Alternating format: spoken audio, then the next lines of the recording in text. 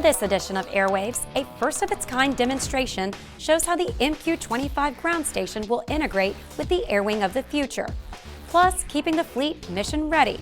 Engineers battle back against the elements to keep our aircraft flying. And the Oscar goes to our workforce. Engineers and artisans across the organization help bring Top Gun Maverick to life. Welcome to the 2022 Airwaves Year in Review. I'm Michael Lauren Prue. We begin with a celebration 40 years in the making. In December 1982, the Department of the Navy established what would become the V-22 Osprey program, responsible for the cradle-to-grave acquisition, sustainment, development, and production of the tiltrotor aircraft.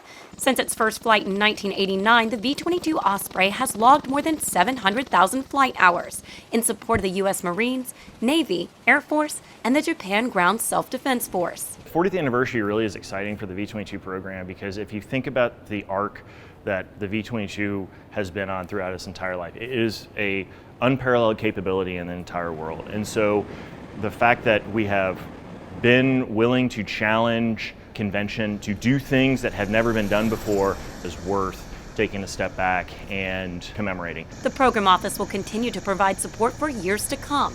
In February, the Navy officially announced initial operational capability for the CMV-22B Osprey, following its maiden deployment with the USS Carl Vinson Strike Group. The CMV-22 performs the Navy's carrier onboard delivery missions and provides unique logistical support for the F-35. Check out episode number 66 of the Airwaves podcast to hear more about the aircraft carrier's deployment with the Air Wing of the future. An exciting end to 2022 for the heavy lift helicopter program. The CH-53K King Stallion was approved for full-rate production. This marks the end of low-rate initial production and a push into the deployment phase for the aircraft. It also means a ramp-up in production and ultimately reduced unit cost. Considered the most technologically advanced helicopter in the world, the King Stallion is capable of carrying 3 times the loads of its predecessor, the CH-53E. It is on schedule to declare full operational capability in 2029. Now to a major milestone for the Joint Air-to-Ground Missile Program. The Marine Corps declared initial operating capability for the AGM-179A for use with the AH-1Z Viper attack helicopter. JAGM is a precision-guided missile that provides improved lethality, operational flexibility, and a reduced logistics footprint to the H-1 platform.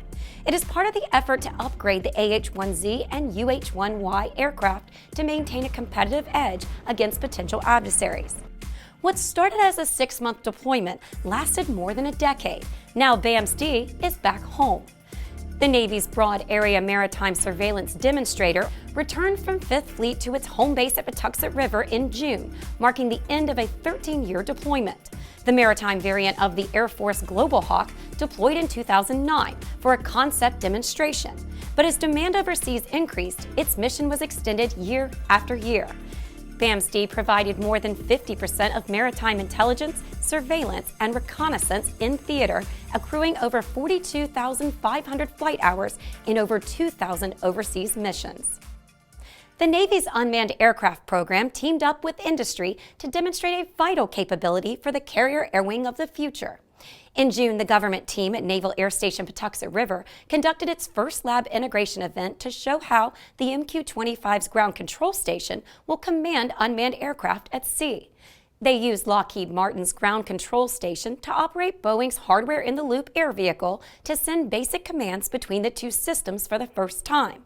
This is an important step in getting the unmanned aircraft integrated into the carrier environment. MQ-25 will be the world's first operational carrier-based unmanned aircraft to provide an aerial refueling capability to the fleet. A first-of-its-kind detect and avoidance system called Guardian promises to make defense aviation's manned-unmanned teaming safer. Crews successfully demonstrated the system in a series of exercises at Webster Outlying Field at St. Inigos, Maryland. During the test, air vehicle operators from Unmanned Air Test and Evaluation Squadron UX-24 flew several unmanned aircraft toward each other. When the systems came within 400 feet of each other, Guardian alerted the operators, helping them to avoid the simulated crash. This all came about in response to the Federal Aviation Administration's mandates limiting unmanned systems from operating alongside manned aircraft. The hope is to one day be able to enable every squadron and ship with the technology. They call it the cancer of the Navy. Corrosion is a multi-billion-dollar problem for ships and aircraft, and one of the primary reasons keeping aircraft on the ground. Our assets spend much of their time on or near water, and corrosion is hard to avoid. NOC-AD's Materials Engineering Division is developing new products and processes to slow down corrosion and minimize its impact on aircraft capability and availability. They're also creating and enhancing existing products to keep the fleet safe from germs, like those that cause COVID and other illnesses. Forget about PowerPoint. Sailors have a new way to train while underway. That's all thanks to the NOC-TSD Multi-Purpose Reconfigurable Training System, or MERTS 3D team. In November, the team completed installation of the first MERTS 3D classroom afloat aboard the aircraft carrier USS Abraham Lincoln. MERTS 3D provides a virtual training environment capable of simulating a variety of military systems, operations, and maintenance tasks. The immersive system enables on-the-job training at sea without the use of actual tactical equipment, which saves time and money and increases readiness. A lightning-quick collaboration results in increased warfighter capability for the F-35B. NAVAIR, OPNAV, PEOT, PEO ships, various program offices, and squadrons all teamed up to develop Spot 9, a second unaided night landing spot for the short takeoff vertical landing variant of the 5th generation fighter. The Marine Corps requested the additional landing spot on amphibious assault ships to avoid overheating the flight deck. Teams from the Aircraft Launch and Recovery Program Office developed advanced flight deck lighting to support the F-35B in just 4 months, allowing pilots and subject matter experts from VX-1 and VX-23 to test Spot 9 2 months ahead of schedule. AIRWaves will use the testing results to engineer a final solution to install on all LHA and LHD class ships. Fleet Readiness Center Southeast is taking on a bigger role in supporting the F-35 Lightning II. They were designated as a second source of repair for the F-135 engine, the propulsion system that powers the aircraft. To prepare for the new work, artisans will complete an extensive training program consisting of classroom and hands-on learning.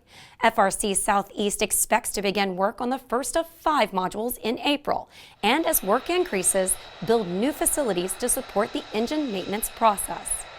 The Naval Air Warfare Center Aircraft Division is working on new ways to bring cargo to the front lines. During an exercise at Webster Outlying Field in St. Inigos, Maryland, teams tested unmanned vehicles' ability to carry supplies to military vessels at sea and to points on shore. This was all part of the Blue Water Logistics Limited experiment hosted by PMA 263 and the Naval Air Warfare Center Aircraft Division. The ongoing Blue Water demonstrations are part of the Naval Air Warfare Center Aircraft Division's Advanced Naval Technology exercise, which will continue in the coming year. Fleet Readiness Center Southwest continues to keep the fleet flight ready, becoming the first depot to tackle Super Hornet service life modification. A Block 2 Super Hornet will undergo SLM when the aircraft reaches 6,000 flight hours. A series of inspections will drive repairs with the goal of extending the service life of the airplane to 10,000 flight hours. Super Hornet variants have been active in naval service since 1999. A rapid acquisition effort delivered a much-needed communications system to Marine Aviation Forces. The Naval Air Traffic Management Systems Program Office fielded the first MRQ-13 communications system onto a temporary air traffic control tower in just 2 years.